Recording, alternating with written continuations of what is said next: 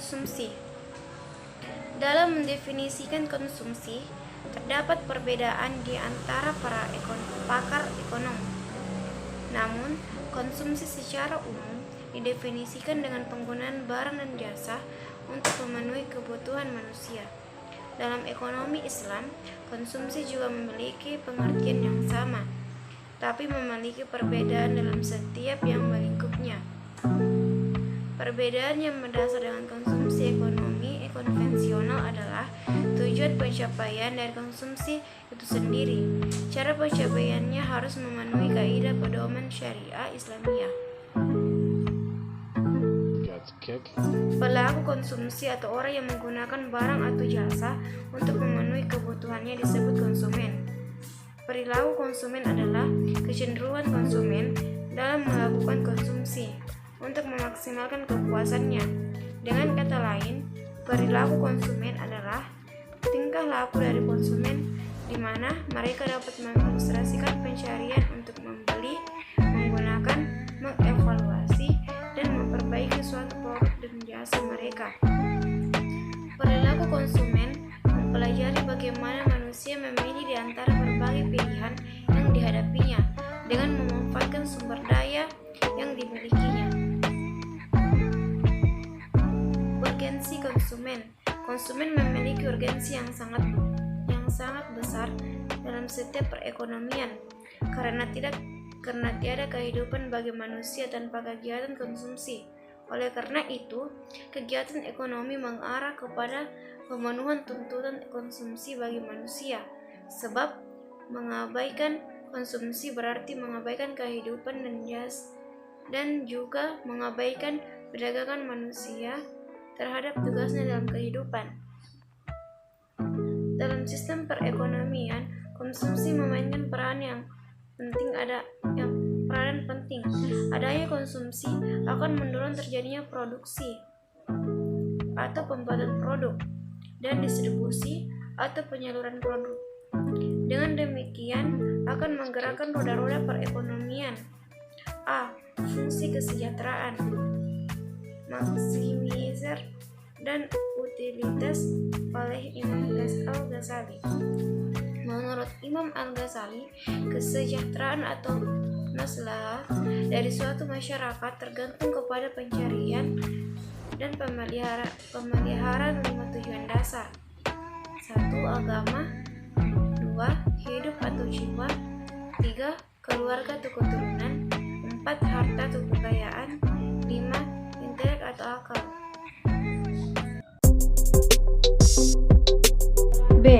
Norma dan etika dalam konsumsi. Yang pertama adalah seimbang dalam konsumsi. Islam mewajibkan kepada pemilik harta agar menafkahkan sebagian hartanya untuk kepentingan diri, keluarga, dan fisabilillah. Islam mengharamkan sikap kikir. Di sisi lain, Islam juga mengharamkan sikap boros dan menghamburkan harta. Yang kedua, membelanjakan harta pada bentuk yang dihalalkan dengan cara yang baik. Islam mendorong dan memberi kebebasan kepada individu agar membelanjakan hartanya untuk membeli barang-barang yang baik dan halal dalam memenuhi kebutuhan hidup. Kebebasan itu diberikan dengan ketentuan tidak melanggar batas-batas yang suci serta tidak mendatangkan bahaya terhadap keamanan dan kesejahteraan masyarakat dan negara. 3. Larangan bersikap israf atau royal dan tabzir atau sia-sia. Adapun nilai-nilai akhlak yang terdapat dalam konsep konsumsi adalah pelanggaran terhadap sikap hidup mewah. Sikap hidup mewah biasanya diiringi oleh sikap hidup berlebihan atau melampaui batas disebut dengan israf.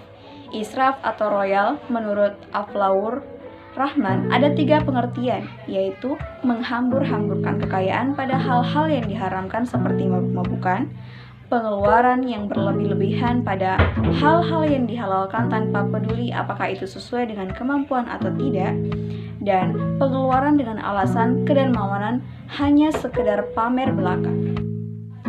C. Model keseimbangan konsumsi Islami.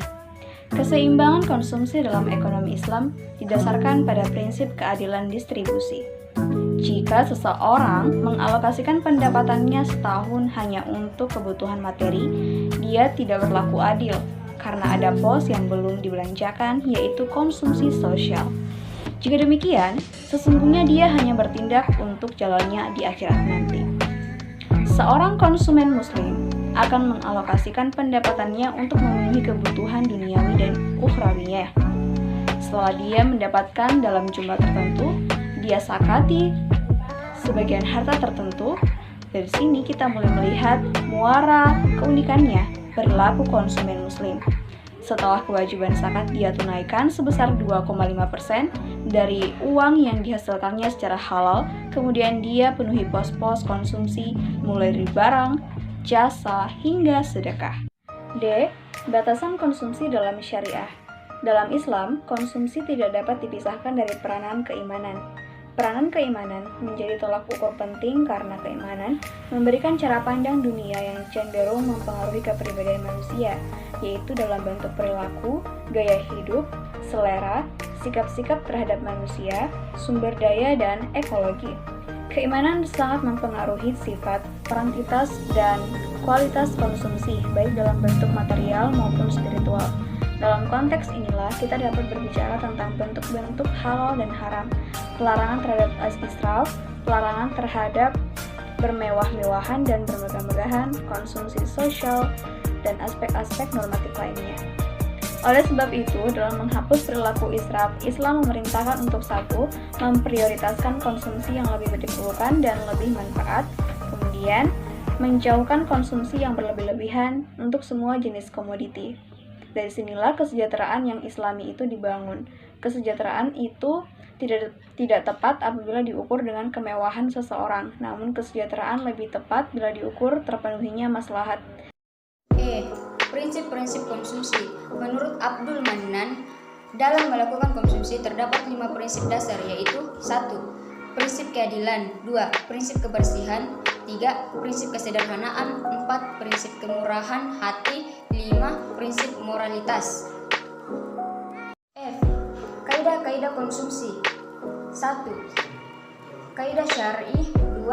Kaidah akidah, 3. Kaidah ilmiah, 4. Kaidah alamiah, 5. Kaidah kuantitas, 6. Sederhana, 7. Kesesuaian antara konsumsi dan pemasaran, 8. Penyimpanan dan pengembangan, 9. Kaidah memperhatikan prioritas konsumen, 10. Primer, 11. Sekunder, 12. Tersier, 13. Kaidah sosial, 14. Kepentingan umat, 15. Keteladanan, 16. Tidak membahayakan orang lain, 17. Kaidah lingkungan, 18.